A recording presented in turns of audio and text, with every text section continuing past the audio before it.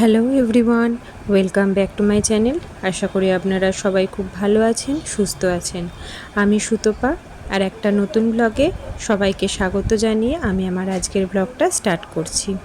আজকে সানডে, তো আজকে সকাল সকাল চলে এসেছি মাছের বাজারে। এর আগে আমি বলেছিলাম মাছ আনতে যাচ্ছি, বাট মাছের বাজারটা দেখাইনি। মাছের বাজার বলতে এখানে একটাই মাছ একজনই নিয়ে বসেন, কিন্তু এখানে ভ্যারাইটিস মাছ পাওয়া যায়। ম্যাক্সিমাম বাঙালিরা যেরকম খায় সেই টাইপেরই মাছ পাওয়া যায়। তো চলুন মাছ টাছ কিনে নেওয়া যাক। হ্যালো এভরিওয়ান, আজকে এখন চলে এসেছি হচ্ছে মাছ টাছ নিয়ে সব চলে এসেছি। আর এখন আমার মাছ টাছ ধোয়াও হয়ে গেছে। মাছ ধুতে এত টাইম লাগে। আর আমাদের এখানে গুজরাটে না বৃষ্টি পড়ছে, পরশু দিন থেকে হলো বৃষ্টি পড়ছে, মানে খুবই বৃষ্টি। আর যখন গেছিলাম তখন প্রচুর মেঘও পড়ে এসেছিলো, আর আমরা তাড়াহুড়ো করে তাড়াতাড়ি করে চলে এলাম। আর এখন করবো হচ্ছে রান্না। প্রতি রোববার না খুব দেরি হয়ে যায়, তো ওই জন্য আজকে তাড়াতাড়ি গেছি। আর আজকে সোম গেছে হচ্ছে গারবাতে, মানে ওদের স্কুলেতে আজকে প্র্যাকটিস আছে, তো সেই প্র্যাকটিসের জন্য আজকে গেছে গারবা করতে। ওখানে 8:30টার সময় ওকে দিয়ে এসেছি। আর এখন বাজে হচ্ছে 11টা। আর আমি আজকে একটু বাঁধাকপির তরকারি করছি। বাঁধাকপির তরকারিটা কেটে অলরেডি ওটা সেদ্ধ করতে বসিয়ে দিয়েছি। মাছটা করবো, ডাল হবে, আমার মিঠির জন্য রান্না হবে, মিঠির জন্য করতে হবে। তো এত কিছু করতে গিয়েই আসলে অনেকটা দেরি হয়ে যায়। আর এখনও দেখুন ওয়েদারটা, মেঘ তো মানে মেঘ পড়েই আছে, কোনো রোদের কোনো ব্যাপারই নেই। আর সোমের 11:30 এখন ছুটিও হয়ে যাবে। এখন তারপরে আমি ওকে এখন আনতে যাব ছুটি হয়ে গেলে। আর তো চলুন তাহলে রান্নাটা করে নিয়ে তারপরে কথা বলছি।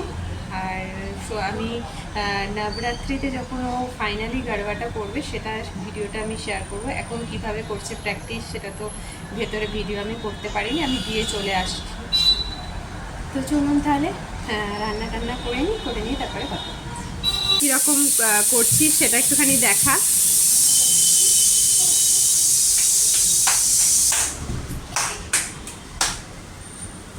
ঘুরতে হয় না, একদিকেই মানে গোল হয়ে থাকবে সবাই।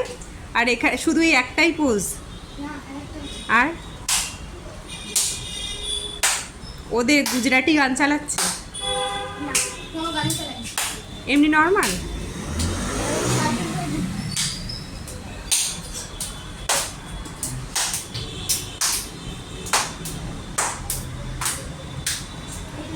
আচ্ছা, আমি একবার দাঁড়াবো, কাজটা বলতে পারো শুনবে। নাচো, আবার লজ্জা পেয়ে গেলি। আচ্ছা আমি দেখবো না। নাচ নাচ, ভিডিও করবো, নাচ। মাথায় হাত দিয়ে, কোমরে হাত দিয়ে যেমন করছিলিস, মাথায় হাত দিয়ে, হ্যাঁ ওরকম নাচ। ঘুরে ঘুরে ঘুরে ঘুরে নাচো, নাচ।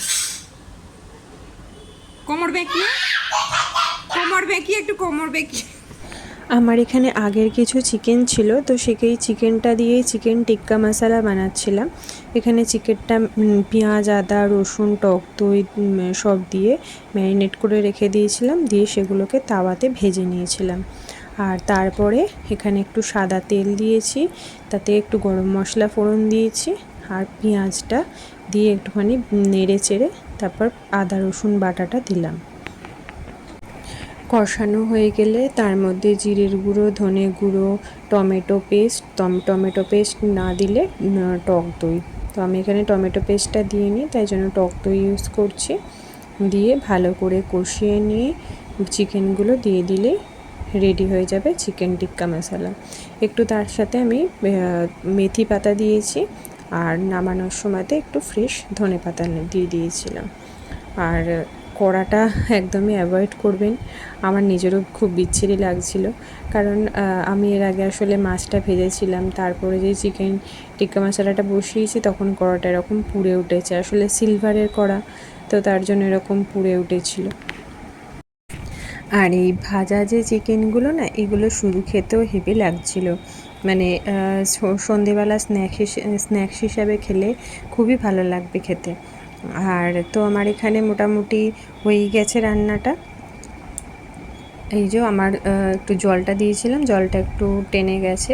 তো আমার এখন রেডি চিকেন টিক্কা মশালা। তো আমরা এখন যাচ্ছি হচ্ছে একটা মন্দিরে।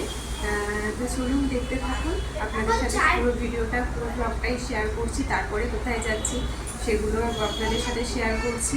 তো চলুন তাহলে কোথায় যাচ্ছি সেটাও আপনারা দেখতে থাকুন, আপনাদের সাথে শেয়ার।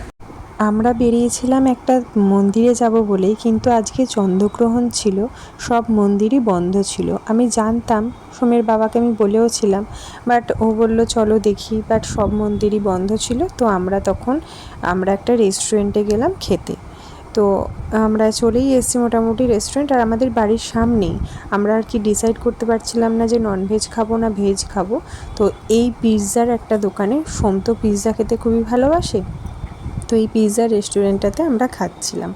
তো এখানে আমরা বাফেট নিয়েছিলাম, বাফেটটা এত ভালো ছিল, মানে এর মধ্যে কী না ছিল না, varieties of pasta, noodles, Maggi, নানা রকম চাট, আর তুমি পিৎজা যত খুশি নিতে পারো। এখানে দেখুন ফুচকা রয়েছে, এখানে বিঙ্গো ম্যাড্যাঙ্গেল, তার সাথে চাটনি রয়েছে, এখানে varieties of pasta, sweet pasta, আর এদিকেও পাস্তা ছিল, আর নানা রকমের চাট ছিল, ছোলার চাট, বাদামের চাট, তারপর ফ্রায়েড রাইস, যারা বাচ্চারা ঝাল খেতে পারে না তাদের জন্য সুইট পাস্তা ছিল আর কি। এখানে ছিল পপকর্ন, আর মিঠি খেয়ে গেছিলো, তো তার জন্য মিঠি অল্প একটু ওখানে খাচ্ছিল। তো চলুন তাহলে ডিনার করতে করতে আপনাদের কাছ থেকে আজকে বিদায় নিচ্ছি। আবার খুব তাড়াতাড়ি ফিরে আসবো নতুন একটা ভিডিও নিয়ে। ততদিন আপনারা সবাই ভালো থাকবেন, সুস্থ থাকবেন, বাই।